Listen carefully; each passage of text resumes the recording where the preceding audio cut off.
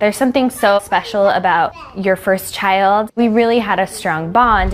It feels awful to think, oh, could I have a favorite? Uyu mugore yitwa Lauren Hartman.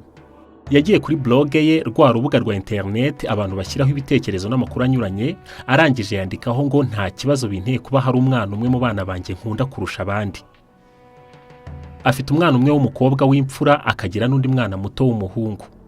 Kuri we ngo ibi ntibivuze ko abana bose atabakunda, ariko ngo we yiyumvamo cyane abona ari n'umutoni kuri we n'uyu w'umukobwa we w'imfura. I just think that your sister looks much cuter in all of these dresses than you do. You cannot pull a dress off, okay? One daughter intentionally cast. Wari wabona umubyeyi ujya nko kugurira abana b'imyenda, umwe mu bana be yashima umwenda nawe akawushima akanamufasha gushaka indi myenda myiza imubereye. Hanyuma undi mwana w'umwenda wose ashimye akawumwaka akawihera mwene nyina ngo niwe ubereye, ukabona atanashishikajwe no kumushakira imubereye. None se wari wabona umubyeyi werura akabwira umwana we ko nta kintu azimarira, yarangiza akabwira undi mwana ko we azaba umuntu w'igitangaza isi yose itangarira? Ndibaza ko ushobora kuba umaze kubona ababyeyi barenze umwe bagira umuco wo gusumbanisha abana, ugasanga nko mu muryango w'abana 5 harimo umwana umwe ukundwa na nyina cyangwa na se, hakaba n'undi mwana waba uhabwa urukundo ruke cyane cyangwa se unangwa byeruye n'ababyeyi be, n'abandi bana babona igikundiro kubera ko bagishakishije imbaraga bakora ibisa no kwigura ku babyeyi babo, hakaba n'abandi bana baba bari mu miryango yabo ariko ukabona ababyeyi babo babafata nkaho badahari. Ku buryo hari n'igihe umubyeyi yarura ibyo kurya akaba yakwibagirwa ko hari umwana umwe mu bo yabyaye nawe wagombaga kwarurirwa. Igitangaje rero cy'uko ukuntu ababyeyi basumbanisha abana babo bakabakunda mu buryo butangana, nuko wenda utavuga ko binakorwa hagendewe ku kuntu abana bakurikirana. Nka kwa kundi wenda bucura aba ari ukwiye kwitabwaho kurusha abandi kuko aba akiri muto. Kuko hari n'igihe bucura rwose aba hari akiri n'igitambambuga, ariko hakaba hari n'umwana w'imfura ufite nk'imyaka 20 y'amavuko, ugasanga nyina ari we yitaho cyane kurusha abandi bana bavukana, kandi ubundi bucura ari we wakabaye yitabwaho cyane kuko aba akiri muto. Ibi rero biterwa n'iki ko ubundi umubyeyi yagakwiye guha abana b'urukundo mu buryo bungana? Hari ibintu tugiye kugarukaho biri buze kudufasha gusobanukirwa iki kibazo. Icya mbere ni ibimenyetso biranga umubyeyi ufite imico yo gutonesha abana bamwe akanga abandi. Icya kabiri ni umwana ufite ishusho y'umubyeyi we basa ku mubiri. Icya gatatu ni ukuba umwe mu bana asa n'umwe mu bantu b'ingenzi bo mu muryango wo ku ruhande rw'umwe mu babyeyi be. Icya kane ni ukuntu umubyeyi yatwise umwana. Icya gatanu ni izindi ndangagaciro z'umwana ku giti cye. Turaza no kureba ingaruka mbi ziri mu burwayi bwo mu mutwe bigira ku bantu bo mu muryango bose, yaba ku mwana wakunzwe cyane n'ababyeyi be n'umwana wanzwe n'ababyeyi be cyane, ndetse no ku bandi bari hagati. Uraza no kubona ukuntu mu muryango w'abavandimwe barenze 2, umwe wanzwe cyane n'ababyeyi be n'umwana wakunzwe n'ababyeyi be cyane ari bo bantu bakunda gutera imbere ugereranije n'abavandimwe babo bari hagati yo gukundwa cyane no kudakundwa. Nkuhaye ikaze kuri Mwarimu Show, urubuga rubereho guhuza ubumenyi ku mitekerereze n'imibanire y'abantu, siyanse, filozofi ndetse n'andi makuru y'ingenzi kuri twese ariko agamije kwigisha. Njyewe urimo kumva nitwa Kayishunge Etienne.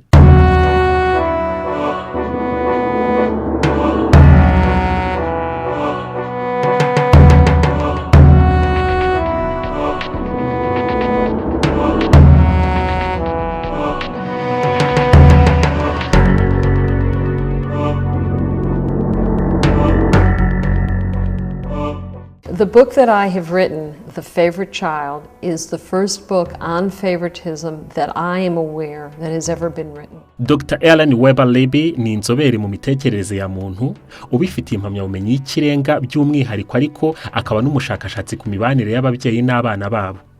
Mu gihe kingana n'imyaka 30 amaze akora ubushakashatsi ku mibanire y'ababyeyi n'abana babo, abinyujije mu gitabo yise The Favorite Child, bisobanuye ngo umwana ukundwa kurusha abandi, ngo yabonye ko bidashoboka na gato ko ababyeyi bafata abana babo mu buryo bumwe. Mu bushakashatsi bukubiye muri iki gitabo The Favorite Child, dusangamo ibimenyetso bigirwa n'ababyeyi bafite ibibazo byo gutonesha abana bamwe bakanga abandi.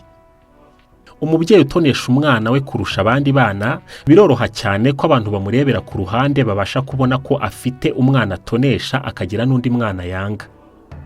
Reka duhere ku bimenyetso biranga umwana utoneshwa kurusha abavandimwe be. Iyo umubyeyi afite umwana atonesha kurusha abandi, amukorera ibikorwa bimwe na bimwe byiza mu ibanga. Akunda kumushimagiza ku bashyitsi baza mu rugo, ku barimu be, abaturanyi n'abandi bantu bo hanze y'umuryango we. Akavuga ibyiza afite amukabiriza, akongeraho n'ibyo adafite kugira ngo uyu mwana we abantu bamubone nk'igitangaza. Iyo arimo gushimagiza uyu mwana wamubwira abantu, bijya binaba intandaro yo kuvuga nabi wa wundi bavukana yanga cyane ugeranije n'abandi bana, kugira ngo bitume ubwiza bwa wa wundi akunda cyane burushaho kugaragara. Umubyeyi ufite umwana atonesha kurusha abandi amwitaho cyane kurusha uko yita ku bandi bana bava mu nda imwe nawe. Akamugurira ibintu by'agaciro kenshi birimo imyambaro, impano n'ibindi nk'ibyo. Mu gihe umubyeyi abona ko abandi bana be babibonye nabi, ashaka ingingo zirengera iki gikorwa cyo gusumbanya abana yakoze. Uyu mwana uba ari umutoni ku mubyeyi umwe cyangwa ku babyeyi be bose, nta kazi kavunanye ajya akora mu rugo. N'akazi agerageje gukora abikora ameze nk'umuntu wari ukumbuye gukora akazi gusa ko mu rugo, atari ukuvuga ngo ni ukubahiriza inshingano z'umwana zo gukora imwe mu mirimo yo mu rugo igihe bibaye ngombwa.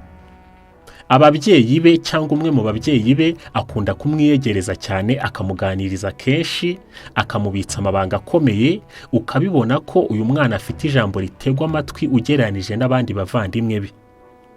Umwana w'inkundwa akazwa mu rugo, biramworohera kuvuga ikintu bagaseka. Ariko umwana udakundwa n'ababyeyi be biragorana kuba yabarira abo mu rugo inkuru ngo bamutege amatwi. Iyo umwana utoneshwa n'ababyeyi be akoze ikosa, bamukingira ikibaba. Ahubwo hakaba n'igihe amakosa ye bayageretse kuri wa muvandimwe we udakundwa n'ababyeyi be. Ukumva bagize bati niwe wabimwigishije, niwe abikuraho, cyangwa se uyu mwana utoneshwa n'ababyeyi be ikosa ryamuhama, ababyeyi be bakaryoroshya kugira ngo adahanwa cyangwa kugira ngo atagira ishusho mbi mu bandi. Umwana utoneshwa kurusha abavandimwe be ukunze gusanga ababyeyi be bizera ko ejo hazaza he hazaba heza cyane, ari we uzateza imbere umuryango, bikaba byatuma bamwishyurira ishuri ryiza, bakamuha ibikenerwa ku ishuri byose, bakanakora ibishoboka byose kugira ngo ku ishuri hagirire ubuzima bwiza bushoboka. Umwana ukundwa n'ababyeyi be cyane kurusha abandi anahabwa rwa rukundo rukora ku mutima cyane benshi twita affection. Ari rwo rwa rukundo rwo kwereka ubwuzu, impuhwe, gukinishwa, kumuramutsa bamwegereye bakamukomeza, bakamwuzuza rwa rukundo rwinshi akarwumva, bakamenya amakuru ye, ibigenda n'ibitagenda akantu ku kandi, ku buryo bigaragara neza ko ababyeyi be ubuzima bw'uyu mwana w'umutoni kuri bo bungana no kubaho kwabo. Mu muryango urimo abana barenze 2, iyo bavuze ko umubyeyi atonesha umwana runaka, biba bishoboka ko hafi aho haba hari n'undi mwana mu bana be yanga cyane ugereranije n'abandi bana be. Umwana ufatwa nk'intama y'umukara iwabo mu rugo, ntabwo akunze kuba yisanzuye iwabo. Usanga byinshi mu bibazo bibaye mu rugo ari we bibazwa. Niwe ukoreshwa imirimo ivunanye ugereranije n'umuvandimwe we ukundwa n'ababyeyi cyane. Usanga ababyeyi be batita ku hazaza he, bakumva ko atazapfa gutera imbere, azahora ari inyuma y'abandi. Ahozwa ku nkeke ku buryo ari gake cyane wapfa gusanga nta kintu kiri butume izuba ritarenga nta mubyeyi w'umwisako. Icyo ati wacyo ntaziwe uko cyabaye, ariko ubwo kaba kari mu biki, dore uko gasa, sinzi niba hari n'icyo uzapfa kwimarira, wowe twagukuyeho amaboko rwose, n'ibindi nk'ibyo. Umwana wangwa n'ababyeyi be agenerwa ubufasha budahagije, nta nama zuje urukundo ahabwa. Nawe nk'umubyeyi wumva kino kiganiro, utekereje ukibaza umwe mu bana bawe ugera iruhande ukumva umerewe neza, ukumva uraruhutse, ugaseka cyane, mwaba muri kumwe ukumva uratekanye kandi amakosa ye ntakuremerere cyane ugereranije n'abandi, urahita umenya neza ko uwo mwana ari we mutoni kuri wowe. Iyo hagize umwe mu bana bawe uzamura ikibazo cy'uko utonesha umwe mu bavandimwe babo cyane, ukabuka inabi ushaka gutwikira iyo nenge yo kudafata abana mu buryo bumwe. Iyo umubyeyi atonesha abana be agendeye ku myitwarire yabo, hari igihe kugutonesha kudahama ku mwana umwe cyangwa ku bana bamwe gusa, ahubwo kukaba kwakwimuka kukajya kuva kuri bamwe kujya ku bandi, ntiguhame hamwe. Niba hari nk'umwana uri kwitwara neza mu minsi runaka, ababyeyi bakamutonesha, yakwitwara nabi bakamwaka bwa butoni bakabwimurira ku wundi mwana urimo kwitwara neza. abana baha urukundo rw'ababyeyi babo agaciro cyane ku buryo bigoye cyane ko nk'umubyeyi ufite abana 3 yahishamo uwo akunda cyane kurusha abandi. Birashoboka ko ababyeyi bashobora kugira iyi myitwarire yo kudafata abana bibyariye kimwe, ahandi naho bakaba bagaragara mu ishusho yo kutaba ababyeyi beza kandi atari ukuri. Dore ikintu gitera iyi myitwarire. Hari ababyeyi batonesha abana basa nabo ku mibiri, abadasa nabo bakabaha urukundo ruke. Kubera ko abantu turemanywe kamere yo kwikunda, ni nacyo gituma ubona dukunda abantu basa natwe kurusha abandi. Abantu bambara nkatwe, bavuga nkatwe, baganira ibyo tuganira, bumva ibintu kimwe natwe. Iyo bigeze ku bana rero umuntu yibyariye, naho iyi kamere irahagera. Umubyeyi akaba yakunda nk'abana be, ariko umwana ufite ishusho ye akaba ari we akunda kurusha. Umwana usa n'umubyeyi we cyane ugereranije n'abandi bana be, akaba ari nawe akunda cyane kuko ishusho y'uyu mwana we ibishimangira ko ari umwana we. Ikindi, kuba umwana afite ishusho y'umwe mu babyeyi be ku rugero rugaragarira benshi, afite nk'agahanga, amaso, iminwa, imiterere y'umutwe we n'ibindi bice by'umubiri bisa cyane n'iby'umwe mu babyeyi be, ni kimwe mu bimenyetso bya mbere byereka umubyeyi n'abandi bantu ko uyu mwana ari uwe koko. Ikindi, nk'iyo mu muryango w'umwe mu babyeyi hari umuntu uyu mubyeyi akunda cyane w'ingenzi kuri we, noneho mu bana yabyaye hakaba harimo umwe mu bantu usa n'uyu muntu wo mu muryango we, ibi nabyo bishobora kuba intandaro yo gutuma uyu mubyeyi atonesha uyu mwana cyane kurusha abandi bana. Kabone n'ubwo uyu muntu wo mu muryango usa n'umwana we yaba atakiriho. Tuvuge niba ari nk'umubyeyi akabyara nk'umwana usa na nyina wabo witabye Imana, se wabo wamukundaga cyane cyangwa nyirarume n'ibindi nk'ibyo, bigira imbaraga cyane mu guha uyu mwana amahirwe yo gukundwa cyane kubera iyi mpamvu. Iyo noneho bibaye ikinyuranyo, nk'umubyeyi akabyara umwana usa n'umwe mu bantu bo mu muryango we atumvikanaga nawe cyangwa wamuhemukiye, yaba akiriho cyangwa yaritabye Imana, ibi nabyo bijya biba intandaro yo kuba umubyeyi adakunda uyu mwana we. Birumvikana ko uyu mwana aba arengana, kuko si we warahisemo kuvuka asa na runaka. Gusa ibi bibaho. Akenshi uyu mubyeyi rero iyo arebye nk'uyu mwana we hari nk'ikintu batumvikanyeho, ya shusho ya wa muntu wo mu muryango we wamuhemukiye usa n'uyu mwana ihita imuza mu mutwe. Akaba yabwira wenda uyu mwana ati, ato n'ubundi uri mubi nka nyogosenge, uko usa nawe ni nako muhuje amabi. Ikindi, kubera ko abantu benshi bishyizemo ko iyo abantu bafitanye isano y'amaraso bakaba basa cyane ku mubiri, ngo ni nako imico yabo igenda irushaho gusa. Ni naho rero bakuriye imyumvire yo kumva ko umuntu ufite ishusho y'ingingo z'umubiri zisa n'iz'umwe mu bantu bo mu muryango we baba banafite imico imwe. Ibi siyanse nayo hari igice kimwe ibyemera, ikavuga ko iyo umwana afite ishusho nk'iy'umubyeyi we ngo aba anafite uturemangingo tubika amakuru y'imyororokere twinshi bahuriyeho. Ariko nanone ntibivuze ko n'uwo mudasa ntacyo muba muhuriyeho, kuko akenshi ikintu kigira uruhare runini mu myitwarire y'umuntu ni agace yakuriyemo n'ikintu cyazamuye amarangamutima ye cyane kuruta uturemangingo tw'umubiri yakuye ku babyeyi be. Kuko ntabwo abana babyarwa n'abicanyi ari ihame ko nabo baba bicanyi. Nta nubwo abana babyarwa n'abasambanyi cyangwa abajura nabo bari ihame ko bagomba kuba abajura. N'inyamaswa yarerewe mu bantu, ubukana bwayo bwo kuryana buragabanuka cyane. Ibi rero bisobanuye ko umubyeyi gukundwa akaza umwana usa nawe, hanyuma uwo badasa akamuha urukundo ruke ari icyaha gikomeye, bikaba n'inenge idakwiriye kugirwa n'umubyeyi n'umwe.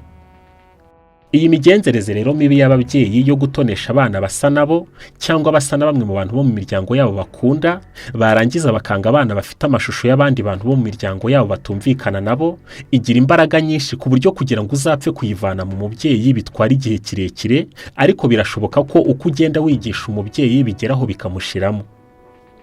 Abashakashatsi bavuga ko mu babyeyi b'abamama ariho ukunze gusanga higanjemo iyi nenge yo gutonesha abana bamwe no kwima urukundo abandi ugereranije n'uko biba bimeze ku bagabo. Uko umubyeyi yatwise umwana nabyo bishobora kuba intandaro yo kumukunda cyangwa kumwanga. Iyo umubyeyi yatwise umwana mu gihe adashaka kubyara, ari uko bashakanye abimuhatiye cyangwa afashwe ku ngufu, ibi nabyo bishobora kuba impamvu yatuma umubyeyi adakunda umwana we uko bikwiye. Ikindi cyatangaza ahangaha rero ni iki: ngo umwana wagoranye mu kuvuka kwe ngo ni nawe ukunze gukundwa n'ababyeyi be cyane ugereranije n'umwana utarigeze aruhanya mu kuvuka kwe. Imyitwarire y'umwana nayo rero ishobora kuba impamvu ituma ababyeyi be bamukunda cyangwa batamukunda. Umwana wubaha ababyeyi, uzi kubana neza na bene nyina, ugira ingeso nziza zishimwa na benshi ugereranije na bene nyina, iyi nayo yaba impamvu ituma ababyeyi be bamukunda kurusha abavandimwe be bashobora kuba batitwara nka we. Ahandi hantu ababyeyi nabo bashobora gushyirwaho ikibazo cyo kudakunda abana kimwe ni igihe usanga mu bana bavuka ku babyeyi bamwe harimo umwe muri bo wikunda cyane, akumva ko ababyeyi bagomba kumukunda no kumwitaho kurusha bene nyina. Igitutu cyo kuringaniza urukundo ku bana nacyo gishobora kuba impamvu ituma umubyeyi agaragara nk'aho atahaye abana b'urukundo rungana. Uko umubyeyi agenda agira abana benshi ni nako kubakundwa kaza, kubaganiriza, kubafasha mu bibazo bafite no gukurikirana imyitwarire yabo birushaho kumugora. Uko abana batandukanye mu myaka ni nako bagira ibyifuzo bitandukanye. Uko abana bakurikirana nabyo bishobora kuba intandaro ituma ababyeyi badaha abana urukundo rungana. Mu bushakashatsi bwakozwe n'igitangazamakuru cyitwa Psychology Today cyandika ku mitekerereze ya muntu, kigaragaza ko ababyeyi bakunze gutonesha umwana w'imfura na bucura cyane ugereranije n'abana bavuka hagati. Hari aho usanga umubyeyi w'umumama ashyikirana n'abana b'abakobwa, n'umubyeyi w'umupapa agashyikirana n'abana be b'abahungu. Hakaba n'igihe biba ikinyuranyo, ugasanga umubyeyi w'umupapa akunda abana b'abakobwa n'umubyeyi w'umumama ugasanga akunda abana b'abahungu kurusha ab'abakobwa. Mu bana babiri bakurikirana batarutana cyane cyangwa b'impanga usanga hari imico badahuza, ku buryo umubyeyi yabishingiraho akunda umwe kurusha undi. Ariko ibi ni amakosa. Ahubwo ushaka uburyo umwe ufite imico itakunogeye umufasha kandi biba bishoboka ko yakosoka. Bamwe mu babyeyi bemera ko hari igihe abana bawe ushobora kumva ubakunze kimwe, ariko hakaba n'indi minsi wumva hari umwana ukunze cyane kurusha abandi bitewe n'uko arimo kwitwara. Gusa abahanga mu mitekerereze ya muntu bo ntago bemera ko ibi ariko bimeze. Ngo mu muryango w'ababyeyi n'abana babo buri gihe haba harimo witwa the favorite child cyangwa golden child, umwana ukundwa n'ababyeyi kurusha abandi. Ngo biranashoboka kandi ko wa mwana witwa black sheep cyangwa intama y'umukara ashobora kuba atarimo, ariko ngo umwana w'umutoni ku mubyeyi umwe cyangwa ku babyeyi bombi ngo akunze kuba arimo, ngo nubwo hari igihe bitaba bigaragara cyane. Ngo kugira ngo umenye ko umubyeyi agira izi ntenge zo gutonesha abana abandi akabaha urukundo ruke, ngo ubyemeza neza mu gihe umubonyeho byinshi muri ibi bimenyetso twavuze mbere. Bamwe bashaka gutandukanya gukunda umwana, kumwishimira no kumutonesha, bakemeza ko kwishimira umwana bijyana n'igihe umubyeyi arimo, kumutonesha byo bikaba umwihariko, ari cyo kibazo cyiza mu muryango iyo byakabije, noneho ngo gukunda abana nabyo bikaza ukwabyo, bakavuga ko ngo abantu bakwiye kwiga gutandukanya gutonesha no gukunda. Ibi bishobora kumvikana nko gushakira inyito ikibazo mu rwego rwo koroshya ubukana bwacyo, kuko gutonesha umwana nta hantu na hato bitaniye no kumukundwa akaza kurusha abandi. Dr. Ellen Weber Libby, umushakashatsi wacengeye cyane muri iki kibazo cy'ukuntu ababyeyi batonesha abana babo cyane kurusha abandi, we avuga ko bidashoboka na gato ko wabona umuryango utarimo umwana utoneshwa kurusha abandi bana, ariko ngo hari igihe udasangamo umwana wangwa cyane kurusha abandi. Tugendeye ku by'umushakashatsi Michelle Levinin, impuguke akaba n'inzobere mu gutanga ubujyanama buhabwa imiryango yashyize hanze, nawe yemeza ko biri hafi mu miryango yose kubona ababyeyi bagira umwe mu bana bakunda cyane kurusha abandi bana babo. Dore ibibazo ibi biteza mu miryango. Ubushakashatsi bwakorewe muri kaminuza ya Toronto ku babyeyi n'abana babo bukozwe n'inzobere mu mitekerereze ya muntu Jennifer Harkins, yabonye ko iyo mu muryango w'abana n'ababyeyi babo habonetsemo umwana umwe utoneshwa kurusha abandi, hakanabonekamo umwana wangwa n'ababyeyi be kurusha abandi, bizana ibibazo biremereye mu muryango wose bidasize na wa mwana ukundwa akazwa kurusha abandi. Ubufatanye mu muryango burabura, ugasanga mu bavandimwe harimo ibimeze nk'amatsinda afitanye ubucuti bwihariye. Abakundwa n'ababyeyi bakegerana cyane, n'abadakundwa n'ababyeyi nabo ugasanga bafitanye imikoranire y'ibanga.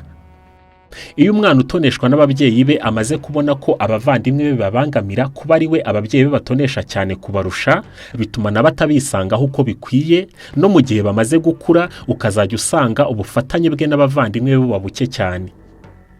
Ikindi gitangaje ku bushakashatsi bwose bukorwa kuri ibi ngo nuko umumama ufite umuhangayiko mwinshi, waba ujyanye n'akazi cyangwa uvuye ku zindi mpamvu, gutonesha abana kwe kurushaho gukura.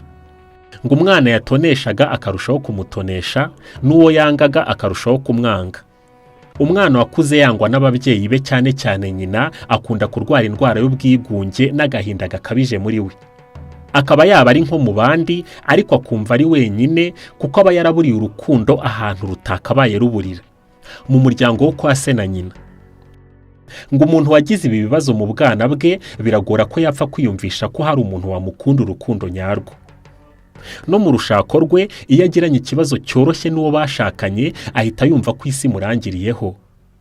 Ngo abana bagize iki kibazo cyo kudakundwa na ba nyina bahorana inyota y'urukundo batabasha gusobanura ingano yarwo. Umuntu wagize ikibazo cyo kudakundwa na nyina umubyara ahorana inyota yo kumva ashaka ko abantu bamufata nk'igitangaza, ari byo bita chronic need to feel special. Umuntu wese mu buto bwe wanzwe n'ababyeyi be akura yanga uwo mubyeyi wamwanze, akananga cyane umwe mu bavandimwe be ababyeyi be bakundaga kurusha abandi, wa wundi bita favorite child mu rurimi rw'icyongereza.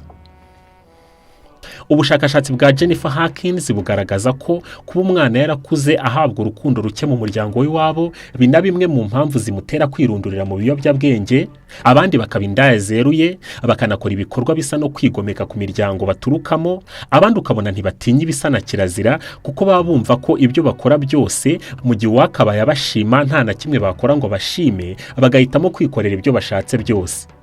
Ahandi ukabona babaho basa naho ari bonyine mu miryango yabo. Imibabaro abantu bagira iturutse ku kubura urukundo ruva ku babyeyi babo ibakuriramo kugeza bageze mu zabukuru. Umushakashatsi Ellen Weber Libby avuga ko hari abantu yakoreyeho ubushakashatsi bafite mu myaka ya za 60 yasangaga bakibabazwa n'ukuntu ababyeyi babo batigeze babakunda. Ellen Weber Libby avuga ko by'umwihariko umwana wakunzwe n'ababyeyi be cyane kurusha abavandimwe be agira imyitwarire iteye itya. Ngo yigirira icyizere cyane, aba yumva afite umurava wo gukora ibintu, ariko nanone ngo uyu mwana wakunzwe n'ababyeyi cyane agira inenge yo gukora ibintu ashatse kuruta gukora ibintu ategetswe n'abandi. Mbega ngo aba yumva amategeko ahana abandi we ameze nk'aho atamurora. Aba yumva ko ibintu azakora uko azabikora kose bazabimushimira. Avuga ko mu baperezida bayoboye Leta Zunze Ubumwe za Amerika nka Harry Truman, Bill Clinton, Obama n'abandi benshi yakoreyeho ubushakashatsi, hafi ya bose yasanze bakiri abana bari abatoni kuri ba nyina ugereranije n'abavandimwe babo. Nk'iyo umukobwa ari umutoni kuri se, akenshi bikunze gutuma ahirimbanira gutera imbere cyane, agakunda kwiga, ugasanga agira ibitekerezo nk'iby'abagabo kandi akamenya no gufata imyanzuro vuba. Iyo noneho umukobwa akundwa na nyina cyane, akenshi ukunze gusanga akunze kugira umuhate wo gufasha abantu, agashaka guhora iruhande rwa nyina, no mu gihe yabaye umugore ugasanga n'ubundi akunda kuba ari kumwe na nyina cyane. Noneho ngo uyu mwana w'umuhungu yakuze akundwa na nyina cyane, ngo akunze kugira imbabazi, agafasha abantu bababaye, ikindi ngo akamenya kwita ku bantu b'igitsina gore cyane. Mu bushakashatsi bwakozwe na Kramer kandi yabonye ko igihe umubyeyi w'umumama ari we ufitiye imico yo gusumbanisha abana be, ngo biteza ibibazo biremereye mu muryango kurusha igihe byaba byakozwe na se w'abana. Benshi mu bana barinda bagera ku myaka y'ubugimbi n'ubwangavu bagifite imyitwarire bakura kuri ba nyina mu gihe bamukuriye iruhande. Muri iki kibazo cyo gutonesha abana bamwe, abandi ntibahabwe urukundo rukwiye n'ababyeyi babo, yaba abana n'ababyeyi bose baba babibona mu buryo butandukanye. Mu nyigo yakozwe na Professor Lori Kramer, inzobere mu mitekerereze ya muntu, wigisha imitekerereze ya muntu muri kaminuza yitwa Northwest University, akaba nabereye kaminuza umuyobozi, afatanije na Amanda Cowell na Jennifer Corral wigisha muri kaminuza ya Missouri, bafashe abantu 74 bagizwe n'umugore n'umugabo bagiye bafite abana bari hagati y'imyaka 11 na 13, hanyuma bagenda babaza buri mubyeyi ukwe na buri mwana ukwe. Mu bana babajije bose baje kwemera ko ababyeyi babo batabakunda ku rugero rungana, ariko buri umwe muri aba babajijwe ntiyahuza n'undi impamvu ituma ababyeyi babo batabakunda kimwe. Nko mu muryango umwe abo babajije basubizaga gutya. Umwe akavuga wenda ati mama akunda murumuna wanjye kundusha kubera ko atsinda neza mu ishuri. Undi nawe akavuga ati papa akunda imfura yacu cyane kubera ko asa na sogokuru. Noneho babaza nyina w'aba bana ikintu gituma atabakunda kimwe, akavuga ibye, n'umugabo akavuga ibitandukanye n'iby'umugore yavuze. Ikindi usanga ngo nko mu miryango myinshi iki kibazo badakunze kukigarukaho. ngo bashobora kukivugaho iyo hari nk'umwe mu bana ukigaragaje, ariko nabwo ngo ntibikunze guhabwa agaciro kuko ababyeyi benshi batajya bapfa kwemera iyi nenge yo kudatanga urukundo rungana ku bana babo. Biragaragara ko izi nenge ababyeyi bagira zo gukundwa akaza abana bamwe no kwima urukundo rwa kibyeyi abandi bana, kandi n'ingaruka biteza mu miryango ziragaragara. Imwe mu nzira zo kugira ngo ibibazo bicogore mu miryango, icya mbere ni uko nta mubyeyi ugomba kwibera ngo yumve ko ibyo bibazo bidahari mu gihe yirebye akabona ko afite bimwe muri biriya bimenyetso twagaragaje biranga umubyeyi ufite izi nenge zo kudakunda abana be kimwe. Kuganira n'abana bawe ukababaza uko babona imibanire yanyu nk'ababyeyi imeze, kandi mukabahatira kwisanzura bakavuga uko babona ibintu. Wowe nk'umubyeyi wabona abana batarimo gukomoza kuri ibyo bibazo, ugafata iya mbere ukabibabaza. Wenda ukaba wababaza ugira uti, mujya mubona tubafata kimwe cyangwa mubona hari abo dutonesha kurusha abandi. Uko ugenda ubasaba kubivugaho, iyo umwe atinyutse akagira bicyo avuga n'abandi baboneraho.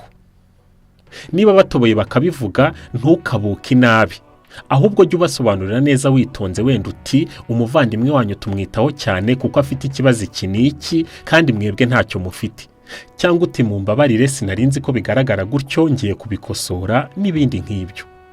Umubyeyi iyo adacishamo ngo asabe abana b'imbabazi mu gihe hari aho yabakoshereje, bituma abana be nabo iyo bakuze bakagira imiryango nabo bumva ko gusaba imbabazi bidakwiye. Professor Lori Kramer atanga inama agira ati, niba umubyeyi yabonye ko umwe mu bana be afite uburwayi bwihariye, agahitamo kumuha ubufasha bwisumbuye ku bw'abandi kugira ngo wenda abashe kwiga neza, kandi akamenyesha abavandimwe be ko yakoze icyo gikorwa, ngo bituma abavandimwe be babasha kubona ukuri kw'ibintu kandi ntibabigireho ikibazo. Ati, imiryango myinshi igira ibibazo byo kutagira igihe gihagije cyo gukorana inama, ababyeyi bakaganira bari kumwe n'abana babo, bakavuga ku bibazo biri hagati yabo, abana bakisanzura bakavuga ibyo babona bitagenda neza hagati yabo, n'ababyeyi bakabibutsa uko bagomba kwitwara. Agira inama ababyeyi bose yo kujya bagira igihe cyo gukora inama y'umuryango n'abana babo, kuko ngo niho babasha kubonera ibitagenda neza no gufasha abana kugira imihigo yo kwitwara neza no guharanira kubaka ishusho nziza y'umuryango. Ngo mu muryango usanga nk'umugabo ataganira n'abana be, ugasanga yarakuye abana b'imitima, umugore nawe ugasanga afite za nenge zo gutonesha abana bamwe, abandi akabaha urukundo rucagase, ngo bikunze kurangira umuryango utewe n'uruhurirane rwa bya bibazo twavuze mbere. Ngo niba uri umubyeyi ukabona ko hari umwana wawe warenganijwe kubera ko yahawe urukundo ruke, ngo mu bintu ugomba gukora byatuma yongera kukugarurira icyizere vuba, ngo harimo nko kumufata ari wenyine ukamujyana gutembera, mugasangira, mukaganira nawe byihariye, ngo bituma nawe yumva ko yabaye nka wa wundi ukundwa cyane, nyuma ngo ukazatangira kuzajya ubakorera ibyiza bari kumwe. Mu bushakashatsi bwakozwe n'igitangazamakuru cya ABC News ku babyeyi banyuranye, babazaga ababyeyi niba ari byiza ko umubyeyi agira umwana umwe w'inkundwakazwa kurusha abandi. Ababyeyi 26% mu babajijwe bose barabyemeye. Abandi 74% bavuga ko umubyeyi gukundwa akaza umwana umwe kurusha abavandimwe be ari inenge idakwiye kugirwa n'umubyeyi n'umwe. Ikindi kintu gitangaje nuko mu bantu batera imbere cyane mu muryango, akenshi ukunze gusanga ari umwana wakunzwe n'ababyeyi be cyane n'umwana wanzwe n'ababyeyi be cyane. Umwana wakunzwe n'ababyeyi be cyane abona ubufasha mu mutegurira kuzagera kuri byinshi hakiri kare, nko gushyirwa mu ishuri ryiza no guhabwa ubundi bufasha, akabona urukundo rutuma atagira ihungabana rituma yitera icyizere n'amarangamutima y'agatekana. Ibi bituma amahirwe yo kubona ejo hazaza heza yihuta. Noneho umwana wanzwe n'ababyeyi be rero abindushye hakiri kare, agahora mu ntambara zidashira, akiga hakiri kare amayeri yo kuriganya no kubeshya ngo yikure mu makosa yageretsweho cyangwa yaremerejwe, agakoreshwa imirimo y'imvune hakiri kare, akamenya kuyikora yego ariko akayikora ababaye, hanyuma bikamutera gutekereza cyane uko azivana muri ibyo bibazo n'ukuntu yazereka abo mu muryango we ko kumwanga bikojeje ubusa. Agashakisha uko yaba icyamamare, igihangange mu buryo runaka, mbega kugira ngo yihorere, ariko nyine abikoreshwa n'umubabaro. Abantu bashakisha iterambere basunitswe n'umubabaro wo kuba batarakunzwe n'ababyeyi babo batera imbere, ariko ngo akenshi bakunze gusazana umubabaro kuko bavuga ko bigoye ko haboneka ikintu cyasimbura urukundo wimwe n'umubyeyi. Muranyemerera mpiniraha iki cyegeranyo cyavugaga ku nenge z'ababyeyi mu gusangiza urukundo abana babo. Ndabashimira kuba mukurikira urubuga rwa Mwarimu Show. wakanda kuri subscribe niba utarakandaho, ugakanda no kunzogera ihitiza nyuma yo gukanda kuri subscribe, ugakanda n'ahandi handitse ngo all kugira ngo uzajye uza mu ba mbere mu kubona inyigisho n'ibiganiro byose dushyira kuri Mwarimu Show. Ukadusangiza icyo utekereza ukanze aho hasi ubona gato handitse ngo comment. Gusangiza iyi nkuru abandi ku zindi mbuga nkoranyambaga nka Facebook, WhatsApp, Twitter n'izindi ni umusanzu mwiza kuri twe n'abandi bakeneye amakuru nk'aya. Iyo nomero kandi ya telefone ubona wayikoresha utwandikira kuri WhatsApp. Murakoze.